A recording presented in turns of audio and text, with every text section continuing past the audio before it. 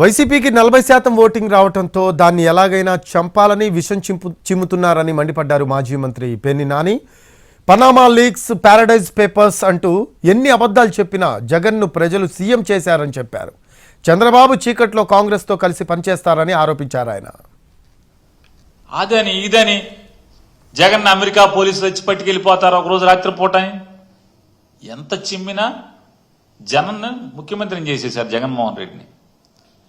ఇవాళ మళ్ళీ భయం. మనం ఎంత విషం చిమ్మినా, 3 పార్టీలు కలిసినా, ఎంత చెడు చేసినా ఇంకా జగన్మోహన్ రెడ్డికి 40% ఓటింగ్ ఉంది, దీన్ని చంపేయాలనేటువంటి తప్పుడు ఆలోచనతోనే ఇవాళ మళ్ళీ విషం చిమ్మే ప్రయత్నం. వీళ్ళు ఎన్నిసార్లు విషం చిమ్ముతున్నా వీళ్ళకి అంటే వీళ్ళు కూడా రాక్షసులే. ఈ చంద్రబాబు బ్యాచ్ అంతా కూడా అలుపు ఉండదు. అలుపు లేకుండా జగన్మోహన్ రెడ్డిని ఎట్టాగైనా విషం చిమ్మి చంపేయాలని ప్రయత్నం చేస్తూనే ఉంటారు.